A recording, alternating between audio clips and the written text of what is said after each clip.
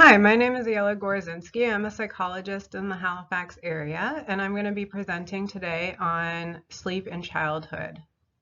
My talk will provide some information about general aspects of sleep in childhood, and then the different factors that can influence sleep in childhood, including things that we can do to make those factors less of an influence if children are having trouble sleeping. So as most of us know, when we have poor sleep, that can affect us during the day, including things like poor emotion regulation, inattention, grumpiness, and general fatigue. And these things affect children as much as they do adults. Typically, the average amount of sleep varies depending on the state of the child development. And so as you can see in this chart, hours of sleep tend to decrease over time, but there is an average range. So different people need different amounts of sleep. And that's why it's an average range. So some people will need more sleep and some people will need less sleep, and that's pretty normal. So knowing how much sleep your child needs can be really valuable and helpful.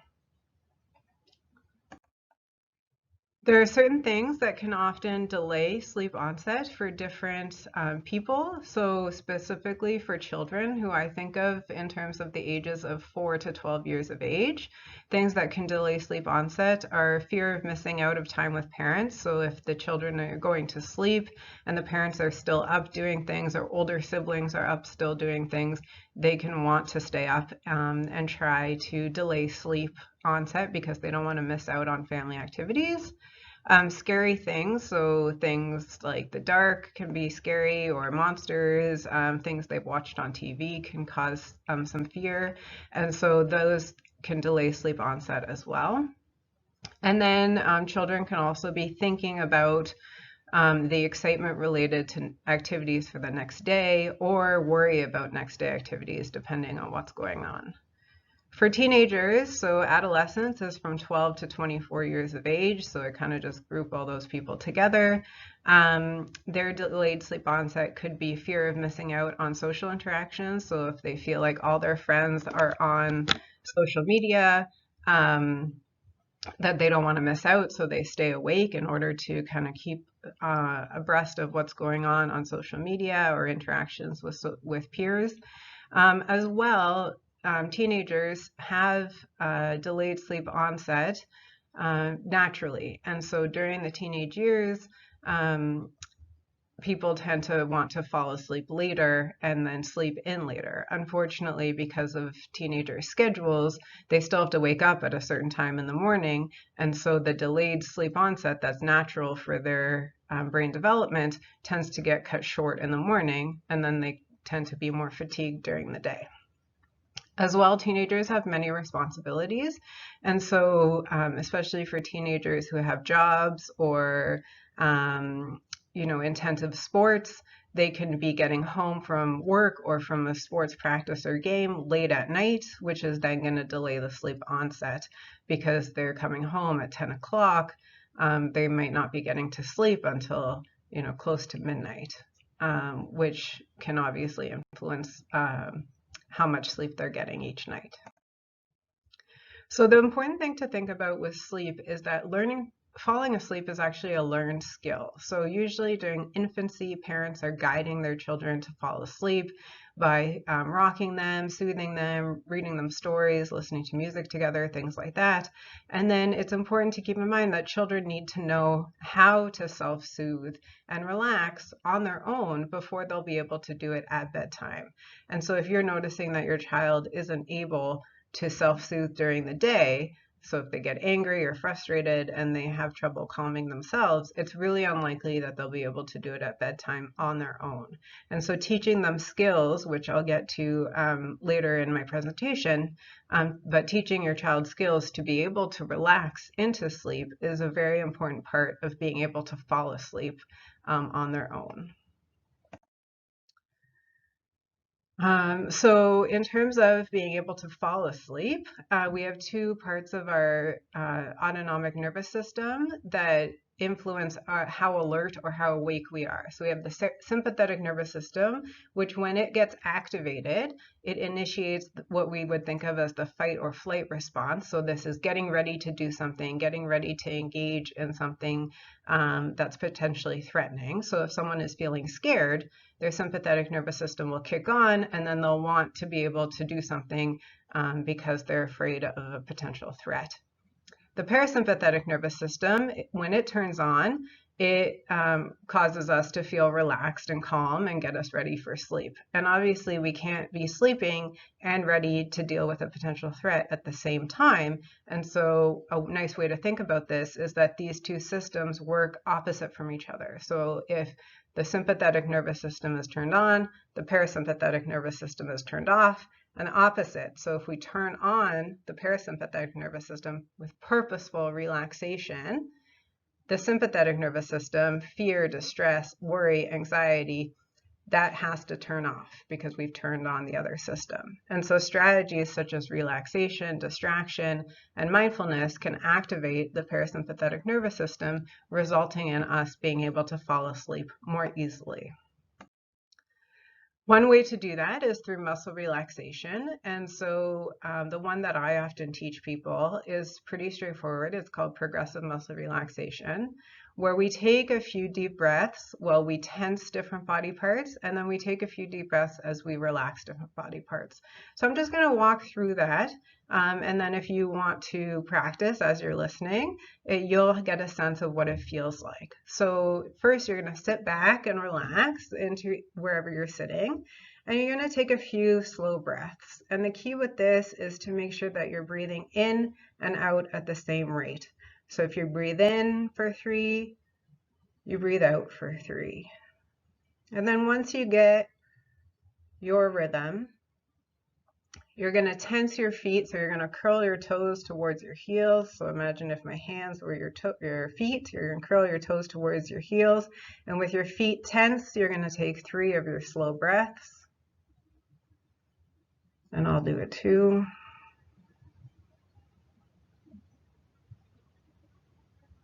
And then you're going to relax your feet and take 3 slow breaths.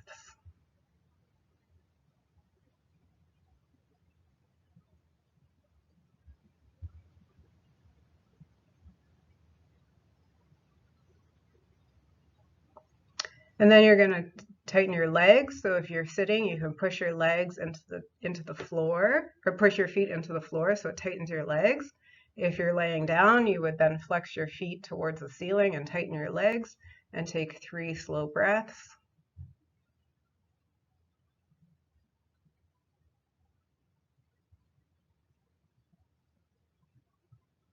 And then relax and take 3 more slow breaths.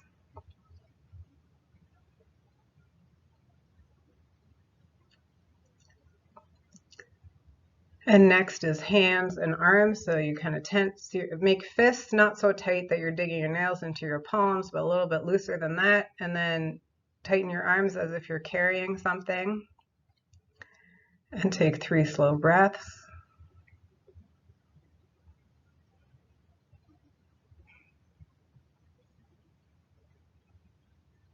And then relax and take 3 slow breaths.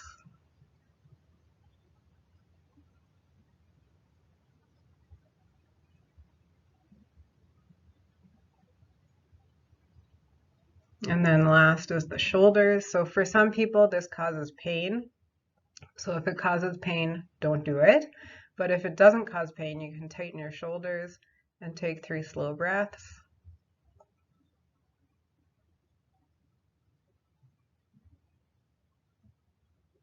And then relax and take 3 more slow breaths. For children, so hopefully at the end of that you felt a little bit more relaxed, and the idea is that the difference between the tension and the relaxation causes us to feel more relaxed at the end. And for children, sometimes just 1 or 2 body parts is enough, but sometimes they have to do more than that. So I just wanted you guys to have that experience of what it feels like, so you'll know whether that might be a good fit for your child in terms of teaching them how to self-soothe and relax into sleep. Different factors influence sleep. So daytime activities is often overlooked, but sometimes what we do during the day can influence how ready we are for sleeping. A big one, especially with teenagers, is screen use. So I'll talk about that. The sleep environment, so the room, the mattress, all that type of stuff. Pain, mood and emotions, and worries and fear. And so I'll go through each of these and how they influence sleep, and then as well how we can overcome the influence of sleep. The influence they have on sleep. So light exposure during the day helps maintain a healthy sleep-wake cycle. What happens is that if we are able to get sunlight during the day, or at least be outside, our body gets a better sense of what time of day it is and when bedtime should come. And so that can be helpful in terms of making sure our brain kind of knows, oh, it's getting late, I should probably go to bed. If we spend all day inside, then our body can sometimes get confused about what time of day it is, what we've done, things like that. So as well, vigorous exercise shouldn't be done too close to bedtime. So like I mentioned before, for people, children, youth, whoever, who have late night practices for sports, so they're active, and then they get home and they shower and have a snack. It's really important to allow for at least an hour and a half after the exercise is over to settle. Our bodies after vigorous exercise are quite activated, so that's that sympathetic nervous system. It's ready to go, it's ready to do stuff, and we have to allow that to kind of slowly transition off in order to be able to fall asleep. So allowing the time for that will probably end up with people falling asleep earlier than trying to force sleep when they're still activated and then having trouble falling asleep. Relaxing exercise can be done before bed to help us calm down. So things like slow movement paired with slow breathing can be relaxing. Repetitive movements also can be relaxing. As you can see there on the slide, there's a website or a YouTube channel, called Cosmic Kids Yoga that has various different types of yoga, and some of them are specifically relaxing to use at bedtime.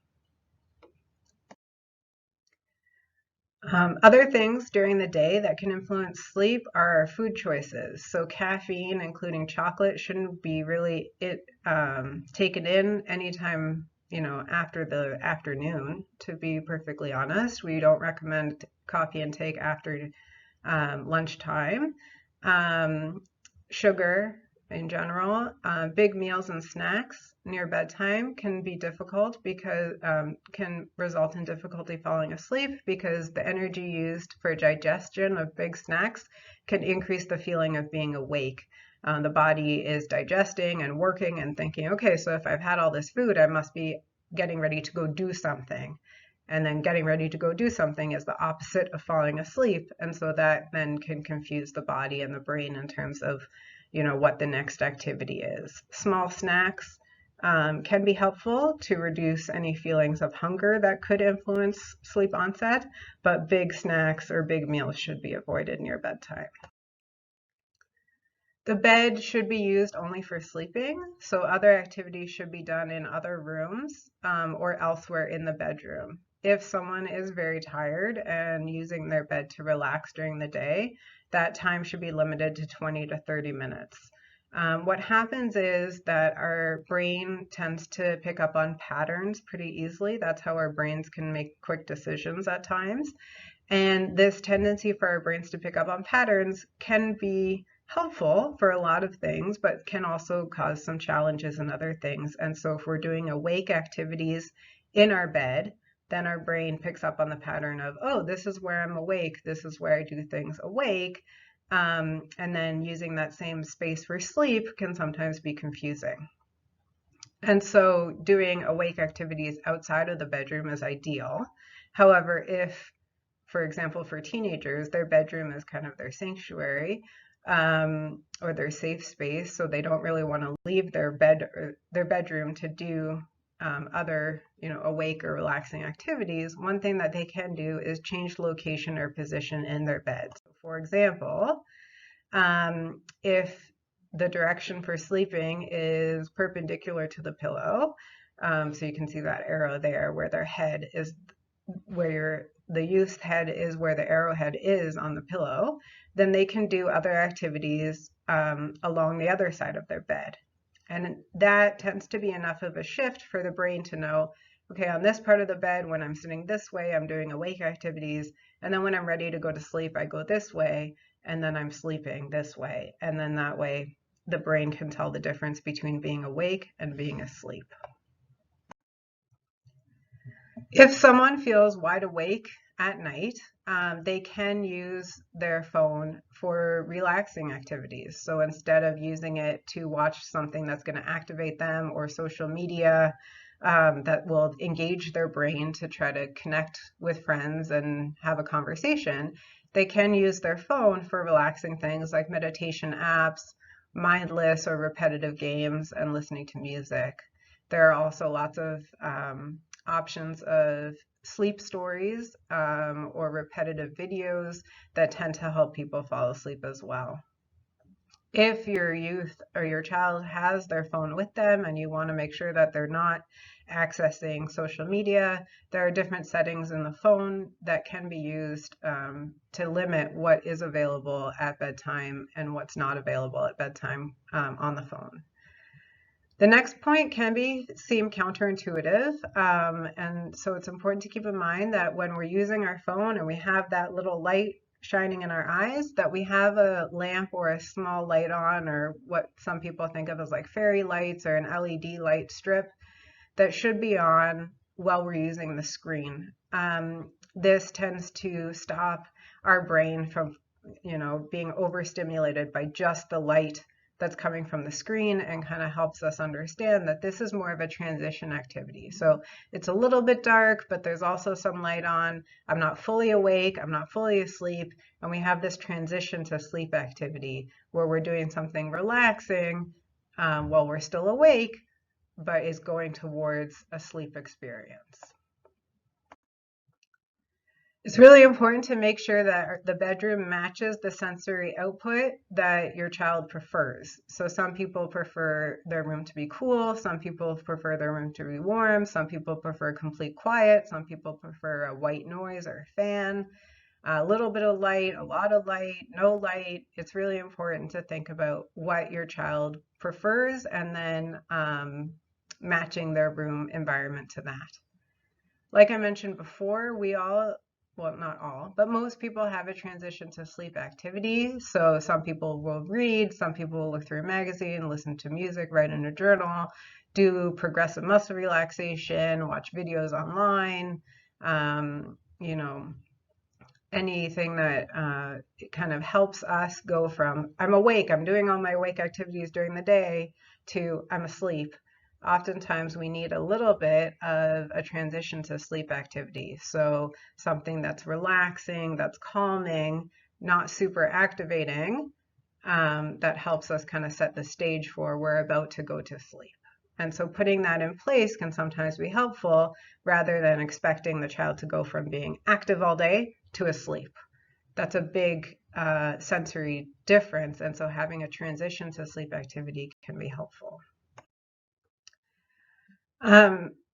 Oftentimes people will take naps during the day when they've had poor sleep the night before. And the important thing to keep in mind is that naps actually take up sleep hours from the upcoming night. So as you can see in that diagram there, if I take a nap at 3 o'clock in the afternoon, then I'm losing hours of sleep around bedtime. I'm actually not making up for the night before. And so that's something to keep in mind. If we are going to take a nap, we should keep it short, 20 to 30 minutes, preferably with a different type of setting than how we sleep. So example, with the lights on, so we're not saying, oh, I'm sleeping now, I'm just napping now, or somewhere separate from the bed, so that again, it's about this is a kind of relaxing daytime activity versus sleep. For someone who has trouble with sleeping, waking up at the same time each day is really important. This promotes a regularity to their sleep schedule.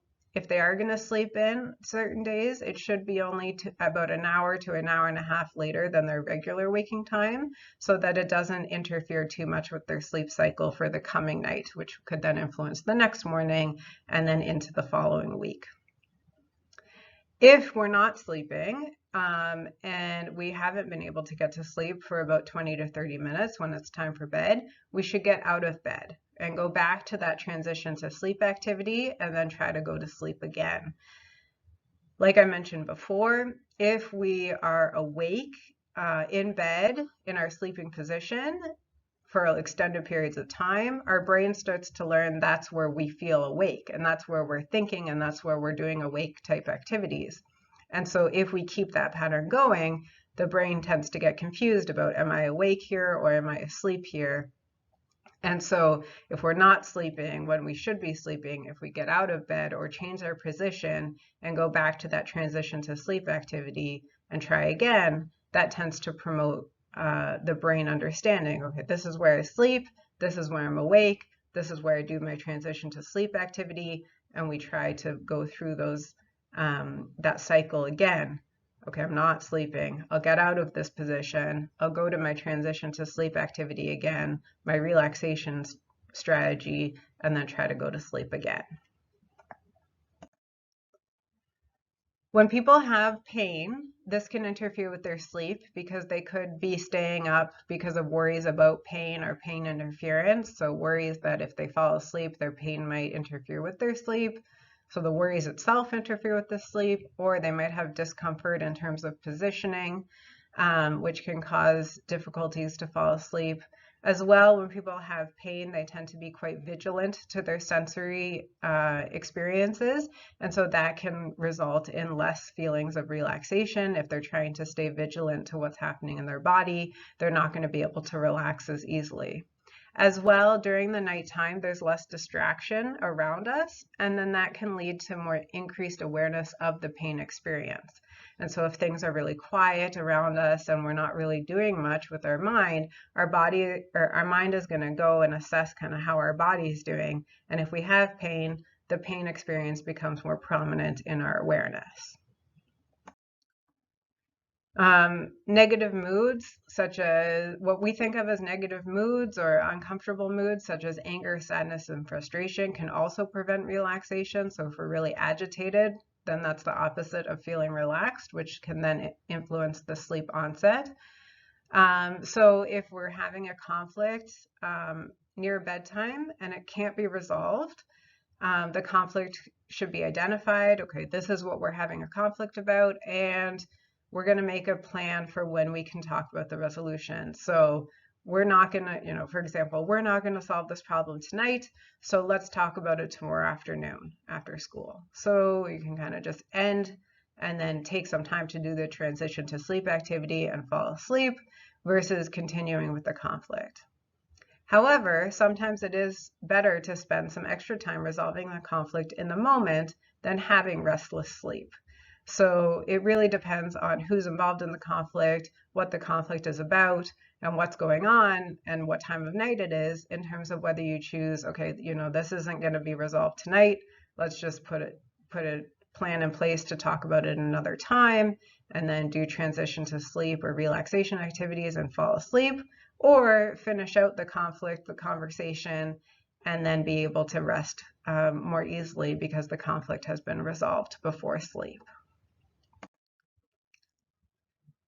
In general, the bed should be used as a place of relaxation, not punishment. And so if a child is having a moment during the day where they need a break, it's really important that being sent to their room or going to their bed is used as a place to use a calming strategy when they're feeling upset, rather than a place of punishment.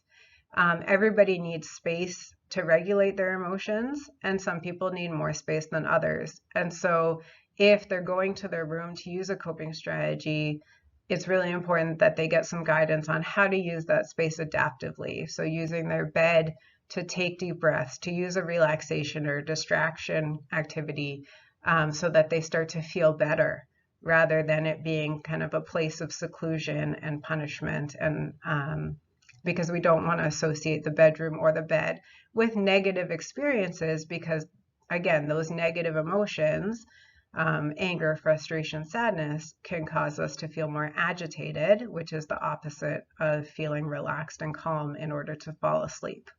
So creating the bedroom as a real safe, relaxation, calming experience can be very valuable to do during the day. So again, if someone's having difficulty regulating their emotions, taking time to take a calming break in their room can help promote that their room, their bed, is a place to relax and calm down.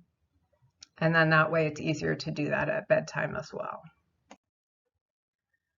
When people worry or have fears, oftentimes, again, that lack of distraction at bedtime, at night, things kind of get more quiet, and then our brains tend to turn into tornadoes, as you can see in this image on the slide, that if we're worried about, past or future situations, and we're kind of overthinking things and thinking really a lot about the same situation over and over again, there can be a real challenge to sort of slow down the mind at bedtime because there's less distractions. And so people tend to kind of naturally start to ruminate, so overthink things at bedtime. And so using distraction strategies, relaxation, mindfulness can be helpful to sort of redirect the attention away from the worries and the fears towards something that's more calming or more pleasant.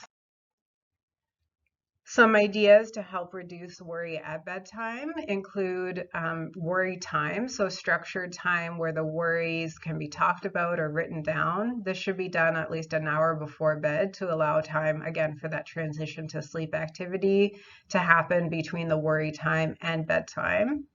When doing worry time or talking about worries, it's important to validate the child's experience of the worries and the negative thoughts, and then provide guidance to use a positive coping strategy. So that can, again, be distraction, mindfulness, some,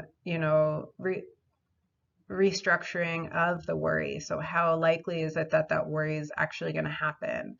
And really talking about the fact that worries generally are things that aren't very likely to happen.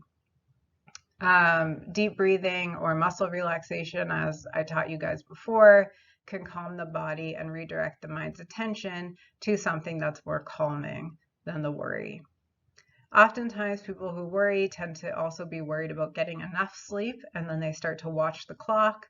And they'll say, if I have 5 minutes, I have 5 hours left to sleep, I need to fall asleep right now. I have 4.5 hours left to sleep, I need to fall asleep right now. And that can actually make it more stressful to try to fall asleep. And so taking the clock out of the room can actually be really helpful, so that people don't actually know what time it is, and then they can fall asleep more easily without that extra stress. I mentioned some distraction, mindfulness activities as well. One of them that I often teach people is imagery, also known as visualization, where we imagine ourselves somewhere calming, relaxing, pleasant, where we've been, a memory that we have of a nice place, or somewhere we've never been that we want to go. And a nice way to kind of bring a lot of detail into that imagery is to use the 5 senses. And so we start to think about the moment in more detail, and the more detail we add to the imaginary situation or the visualization, the more distracting and engaging it becomes, and then the less our brain has space to worry, right? So if we're really focused on this pleasant imagery with all the different senses of that moment in our imagination, our brain doesn't have as much space left to think about what the worries are. And this can be a really nice thing to do at bedtime because we don't really need anything. We can do it with our eyes closed. We can do it talking to somebody and giving them the details, or we can just do it on our own. And so if you're teaching your child how to do this, first you can teach them by asking them the questions. Well, what's it smell like in your moment? What are you eating anything? What does that taste like? What's it sound like at that place? What's it look like? Do you feel anything? If you're at the beach, how does the sand feel on your feet? Or if you're out in the cold, what does the cold feel like on your face? And then once they know how to do the strategy, then they can do it on their own and go through the five senses on their own to bring a lot of detail to the image in their imagination. There are certain special situations that need to be discussed. So for example, a lot of times teenagers will stay up late to study or complete homework, and oftentimes this is not recommended because it usually leaves the teenager too tired to concentrate during the school day the next day, especially for an exam or a test, where really falling asleep earlier and studying less will allow them to have more sleep and feel more rested to be able to work through the test questions or the exam questions the next day. Again, like I mentioned before, people who work late into the night or into the evening, or they have sports activities, will probably not be able to just, come home and then go to sleep right away. So giving them some time to relax into being home and into, the transition to sleep activity and resting and then going to sleep. And that usually takes about an hour to an hour and a half. And so that giving them that space and that time to do that, rather than rushing them into bed because it's already past their bedtime, will actually typically allows for better sleep because they're allowing their body and their brain to kind of go from awake, awake, awake into the transition to sleep activities and then into sleep. Like I mentioned before, if someone has trouble sleeping and falling asleep, sleeping in on the weekends can interfere with the sleep routine. And so for someone who's having trouble sleeping, avoiding sleeping in can actually be really helpful to maintain the sleep routine and the sleep pattern. A couple of ideas just to help overall in terms of the family environment. If you can create a relaxing family evening or night routine to help the whole family settle into sleep easier, that can be really helpful, because I've talked before about how kids, feel like they're missing out on time with their parents. If there is an activity that everyone can do together, then the kid can feel more settled in, okay, I've had some quality time with my parents tonight. Now I don't feel like I'm missing out so much if I go to sleep earlier than they do. Discussing expectations for relaxation routine, or like what I've addressed it as like transition to sleep activities and the bedtime routine, so that the child knows what the expectations are, what the expectations are, and everything can be a bit more straightforward. So everyone's on the same page. And again, making sure that your child knows how to use the calming strategies or the relaxation or the transition to sleep activities during the day before expecting them to use them at night. Nighttime, there's less distractions. Our brains tend to kind of go to the worry, go to the concerns, the more uncomfortable feelings. And so knowing that the child knows how to use the strategies during the day, everyone will feel more confident and more comfortable with them being able to use them at bedtime. If your child is having a lot of trouble getting to sleep, setting up a motivation or reward system in the mornings can help encourage your child to use that routine and those strategies at bedtime. So you can set up the expectation of, you're going to sleep in your own bed. You're going to use these strategies that we know that we all know you know how to use because you've used them during the day, and you're going to use them at bedtime. And then if you can do all that and stay in your bed, unless there's an emergency, then in the morning you'll get this certain reward. And the really important thing with rewards is that it's an experience. So we're not buying the kids something special, and we're not giving them money, but we're saying, you can choose the breakfast that you want, or you can choose the music that we listen to on the way to school, or you can have a few extra minutes on the iPad before we leave for school. Something that's an enjoyable experience for that child can be a motivator to do the strategies at bedtime the night before. Keeping in mind that agreement to a plan during the day doesn't always transfer to the ability or comfort to do that at bedtime, because sometimes worries tend to increase at bedtime. And so validation of those worries and validation of the experience of increased worry at bedtime can help your child feel more settled than telling them, I know you're worried, or I know you're scared. We all know you have strategies that will help you with your worry or your fear. Here are the strategies that you can use. I want you to do them. and you're giving them that validation, and you're also giving them the tools to use, and knowing that they know how to use them, they know that they know how to use them, builds that confidence in using them at bedtime. Here are a few websites that can be helpful to help guide use of screens. So in general, knowing that how much time children need to sleep, and then kind of figuring out what else is going on in their day can help guide how much time they have for screen use in general. The healthychildren.org website is from the American Academy of Pediatrics. And so they have two different things that I like to recommend. One is figuring out media or screen use, and then the other is general information about sleep during the different stages of childhood. As well, the mediasmarts.ca has some resources about digital media use for parents to understand a little bit more about how their children are using their phones, what's on the internet, how to have safe internet access, things like that. One of my colleagues, Dr. Penny Corkum from Dalhousie University, does research about sleep, and so this is the website in case you're interested in participating in a sleep study with your child. The website is there in the middle of the slide, ndd.betternightsbetterdays.ca. So if you're interested in participating in the research study, you can check out that website. And she has lots of different studies going on that you can participate in if you meet the criteria.